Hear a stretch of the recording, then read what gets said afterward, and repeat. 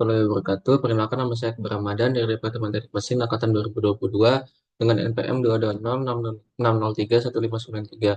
Pada kesempatan kali ini saya akan menjelaskan laporan dari tugas besar saya dengan judul Sistem Pneumatik pada Pintu Gerbong Kereta sebagai bentuk dari ujian akhir semester Sistem Konversi Energi 001. Di sini saya pertama-tama akan menjelaskan apa itu DAI5? DAI5 adalah singkatan dari Deep Awareness of I, Intention, Initial Thinking About the Problem, Idealization, dan Instruction Set.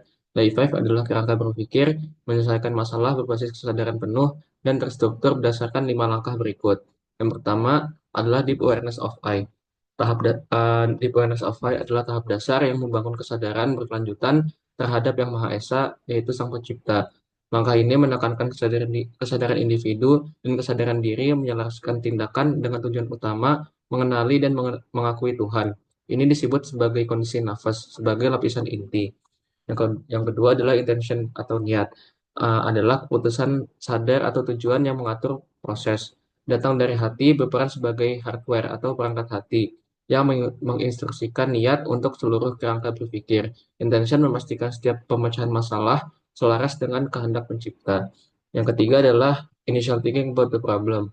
Terdiri dari analisis dan pemahaman penyeluruh tentang masalah, menjaga pemahaman mendalam pada sifat dan akar penyebabnya. Dan yang terakhir adalah instruction set.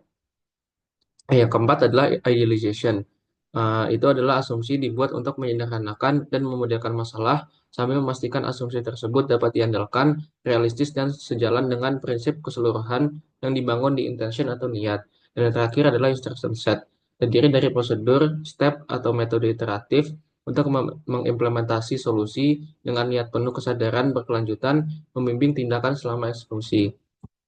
Kerangka bekerja ini menekankan keselarasan dengan tujuan yang lebih tinggi dan mengintegrasikan kesadaran teknis dan spiritual. Ini berbeda dari kerangka kerja tradisional karena berfokus pada niat dan lapisan dasar kesadaran atau nafas. Kemudian saya akan menjawab beberapa pertanyaan yang berhubungan dengan DAI5 dari laporan tugas besar saya. Yang pertama adalah Deep Awareness of I. Nah, yang pertama, sistem pneumatik pada sistem gerbong kereta adalah salah satu pengetahuan yang diciptakan oleh Tuhan. Melakukan analisis dan mendalami bagaimana sistem ini bekerja adalah representasi rasa syukur kita sebagai makhluk ciptaannya. Segala ciptaan di dunia ini adalah milik Tuhan dan saya hanya mensyukuri segala yang Tuhan berikan. Yang kedua adalah saya menyadari secara penuh peran saya pada proses analisis tugas besar ini adalah sebagai pembelajar dan pengamat atas ilmu pengetahuan yang Tuhan berikan sebagai hambanya.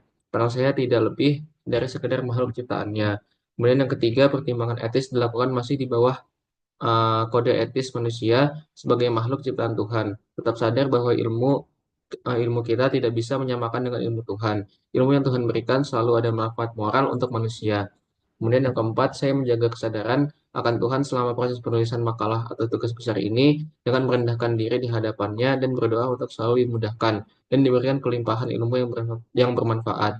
Yang kelima, sistem pneumatik pada pintu kereta adalah memberikan dampak yang signifikan dalam efisiensi energi karena dengan menggunakan sistem ini, energi yang dikeluarkan untuk melakukan satu kerja yang tidak berdampak terlalu besar akan sangat kecil sehingga energi yang digunakan untuk melakukan proses pekerjaan lain yang lebih berdampak.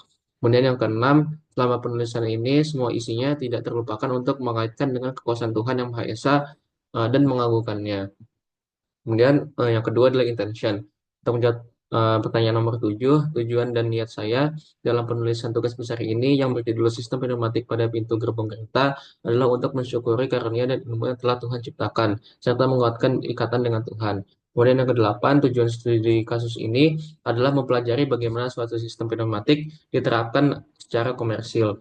Kemudian yang kesembilan, niat dari studi kasus ini saya pastikan mengatasi masalah dunia nyata dalam efisiensi energi. Yang ke-10, aspek keberlanjutan pada sistem pneumatik ini adalah dengan menggunakan sistem yang renewable energy serta bahan kerja dalam hal ini adalah udara yang tergantikan sehingga aspek keberlanjutan dapat dipenuhi. Yang ke-11, dampak dari desain sistem ini sangat baik bagi lingkungan karena tidak akan membuat polutan sama sekali dan serta niat saya untuk memprioritaskan sistem yang reliable atau presisi. Kemudian untuk bagian tiga adalah initial thinking about the problem. Untuk menjawab pertanyaan nomor 12, pemanfaatan energi adalah inti dari jurusan teknik mesin, di mana kita harus bisa memanfaatkan energi yang ada seefisien mungkin. Oleh karena itu, penting untuk melakukan desain dan analisis suatu sistem konversi energi dan melakukan evaluasi terhadap sistem tersebut. Kemudian yang ke-13, pemerintah juga telah menyediakan peraturan dan hukum terkait penggunaan energi, sehingga kita perlu menyesuaikan dengan regulasi yang ada dengan solusi yang sebaik-baiknya. Kemudian yang ke-14, sistem pneumatik pada pintu gerbong kereta terdapat masalah teknikal yang perlu dievaluasi dan dianalisis untuk menciptakan sistem yang bekerja lebih optimal. Yang ke-15, sistem pneumatik pada pintu gerbong kereta yang beroperasi dengan baik akan memberikan dampak yang signifikan dalam hal konversi energi atau pemanfaatan optimalisasi energi. Yang ke-16, proses analisis sistem ini dilakukan dengan perhitungan praktis dan empiris dari dasar sistem konversi energi. Yang ke-17, referensi yang digunakan pada analisis sistem pneumatik pada pintu gerbong kereta adalah jurnal yang terpercaya yang beredar di internet. Kemudian tahap yang keempat adalah idealization. Yang ke-18 itu asumsi yang dibuat pada desain dan analisis ini adalah kondisi steady state, tidak ada unbalance pada sistem pneumatik, dan kondisi ideal.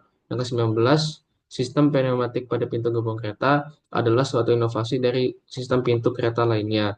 Yang ke-20, di sini ada beberapa rumus empiris yang digunakan seperti menghitung diameter rod dari piston, dan menghitung diameter dari piston itu sendiri. Kemudian di sini ada faktor gaya gesek dan ada faktor gaya piston untuk gaya maju dan gaya mundur.